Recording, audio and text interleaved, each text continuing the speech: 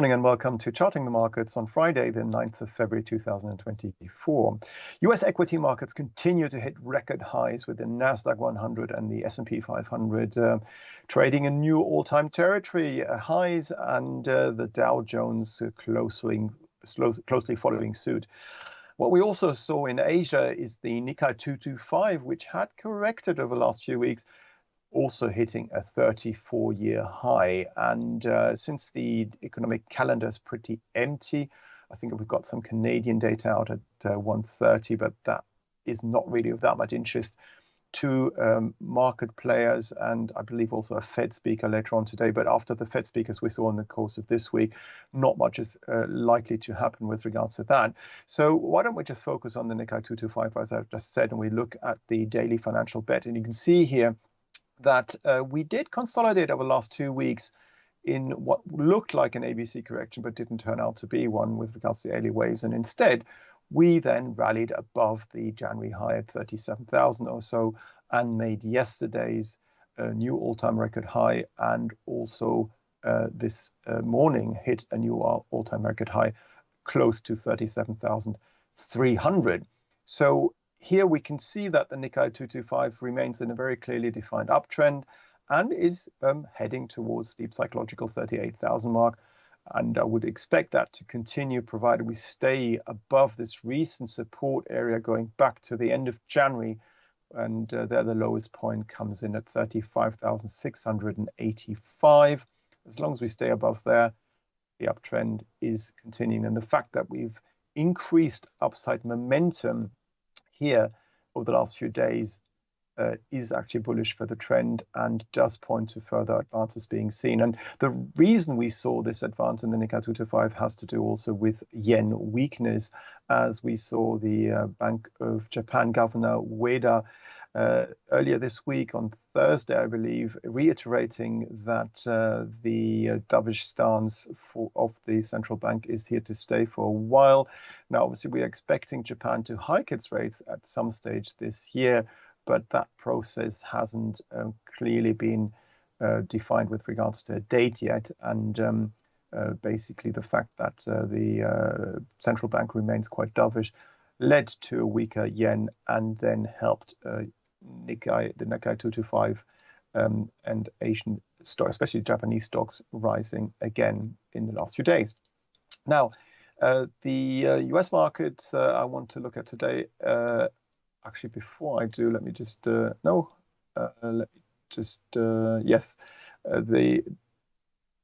that's the Nikkei. Let's look at the US market, the Dow Jones industrial average, and you can see here that we're grinding higher towards the 38,000 mark, 39,000 mark now, I should say. And here we haven't hit our high from early February yet at 38,784 on this daily financial bet, but look to be on track to do so today, as you can see here. And what is interesting with regards to US equity indices, especially the S&P, for example, it has risen again for 5 consecutive weeks, and we've now seen 14 weekly advances in the S&P 500 out of the last 15 since October.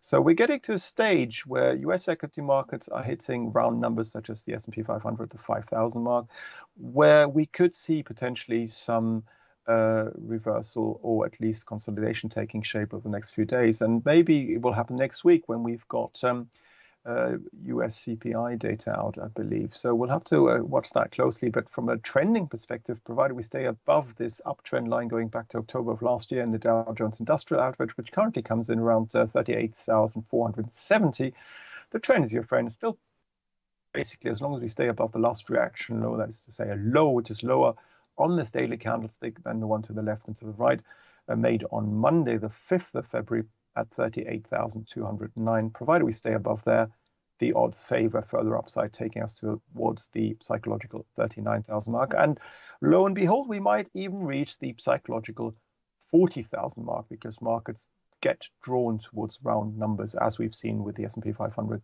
it now hitting the 5,000 mark.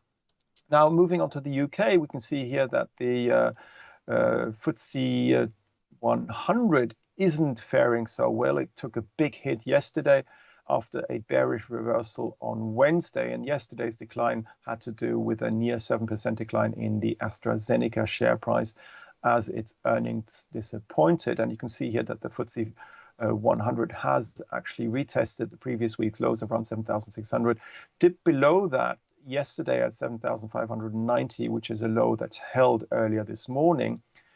But we are now trading back around the 55-day simple moving average here in orange at 7,603 and look to be heading back down again towards the 200-day simple moving average, 7,548. So that is the next downside target for the FTSE, as we most likely have now topped out at 7,710, at least from a short-term perspective, since we've also fallen through the January to February uptrend line, which now, because of inverse polarity, should act as resistance going forward. And today, that level comes in, or that resistance line now comes in around 7,656. So further downside likely to be seen next week with regards to the FTSE 100, as I believe we also will see UK inflation out next week. The US dollar, which consolidated for most of this week and gave back some of its gains made last week on very strong US employment data, is starting to slightly appreciate again today. And we can see the impact of that on euro dollar. As you can see here, the euro is again sliding slightly against the US dollar. As you can see, we've got a small red candle here, but volatility has really come out of this currency pair. As you can see over the last few days, the candles are really, really small, not very large, not much going on. And as long as we stay below yesterday's high at 107.89, I wouldn't be surprised if we were to continue to sideways trade between that high and also yesterday's low at 107.42. Now, the key support area on this chart to watch out for are these lows going back to December and early February between 107.24 and 23, because a fall through there would mean that the December to February downtrend line is likely to continue and to take us down towards the October highs around 106.95 to 39. So that would be the next downside target area. And resistance, as you can see here, probably comes in around the 107.69, 12 September high. And then we've got much more significant resistance between the red line here, the 200-day simple moving average, and the December to February, I should say, downtrend line between 108.34 and 108.52. So as long as we stay below there, the trend's your friend. That is still pointing down because we've got a series of lower highs and lower lows on this cross. Another currency pair that looks interesting that we'd not normally really cover on charting the markets is the euro against the Japanese yen. And you can see here that we have tested earlier today, we tested the November to February downtrend line, which currently acts as resistance. We've risen to 161 yen and 26 cents so far, but are now trading back down below that key resistance line. If it were to be breached today, which I don't think is likely, but if that were to happen, if we were to have a weekly Friday close above that downtrend line, the odds would be very high that over the next few days next week, we would hit the January high at 161.87 and then head back up again towards the 164 area.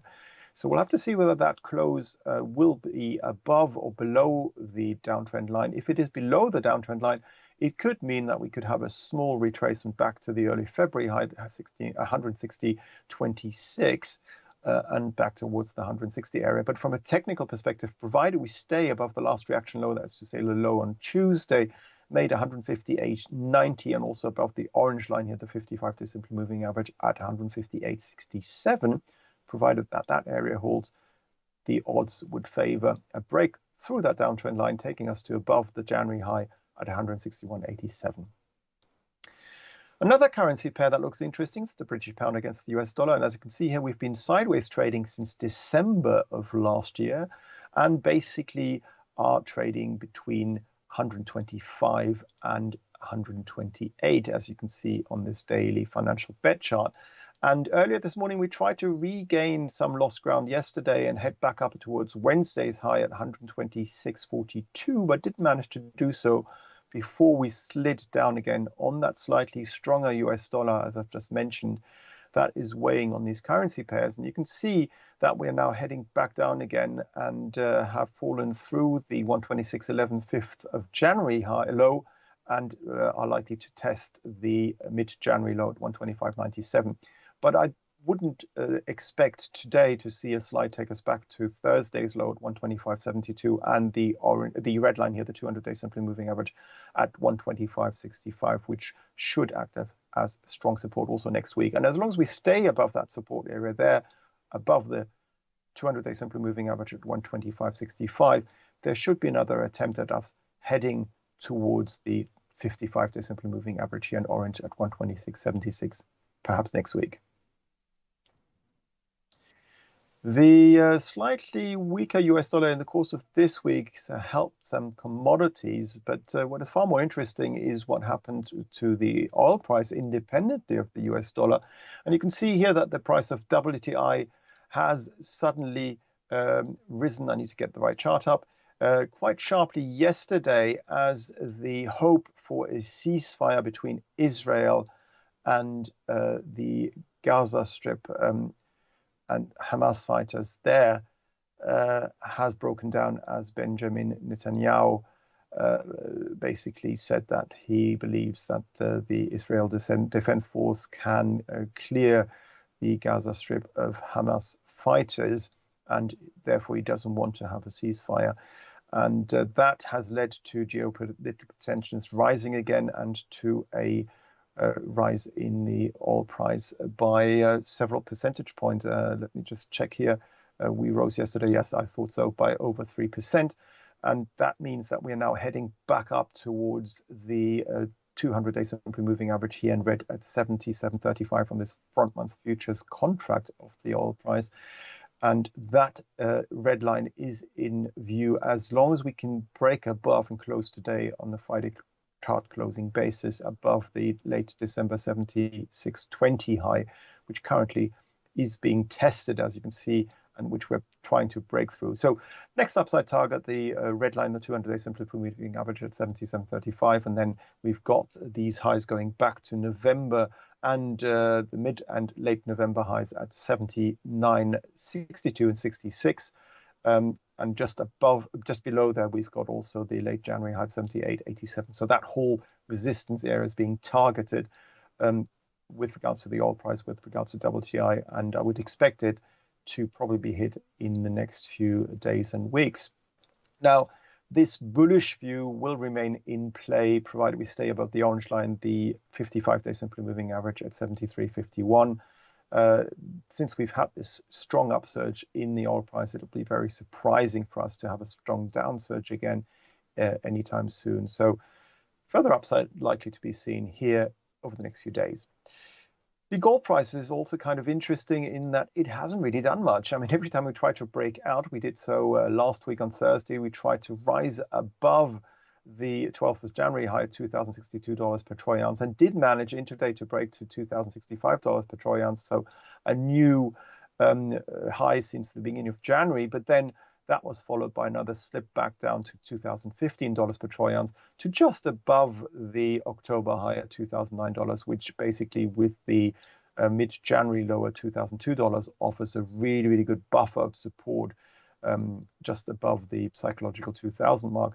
But you can see here we are also trading in very little volatility, as we've seen on some of the currency pairs we just looked at, like euro dollar, for example. So small candles, not much gap happening here, and we're just trading and oscillating around this orange line, the 55-day simply moving average at $2,036 per troy ounce, with not much really going on. So basically the levels to watch out for here is Thursday's low, I should say, at $2,020. If we were to fall through there, it's likely we would retest the $2,015 to $2,002 support area. And on the flip side, if we were to rise above Wednesday's high at $2,044, we could retest this resistance area going back to mid-January between $2,062 and $2,065 per troy ounce.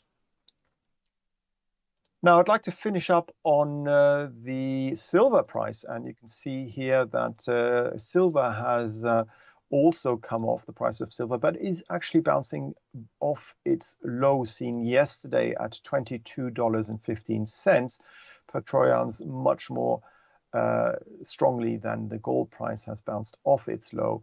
And here we seem to be heading back up again, I should say, towards the December to February downtrend line at $22.94. So that's the next upside target for the silver price. If we were to manage to break through there, we could, in principle, retest the late January high around $23.32 and perhaps also revisit the red and orange lines here, the 255-day simple moving averages between $23.37 and 45 cents. But basically not much going on here. Sideways trading, as long as we hold above Thursday's low, $22.15. Further upside is in short term. If we were to fall through there, we've got some really good support going back to November of last year. That, together with the January low between $21.93 and 89 cents, is expected to continue to hold, were reversal to be seen. But as I've just said, I expect further upside to be seen in the short term at least. Thank you very much for watching Charting the Markets with me, Axel Rudolph. Please feel free to follow me on X. My handle is @AxelR_IG. And have a lovely weekend.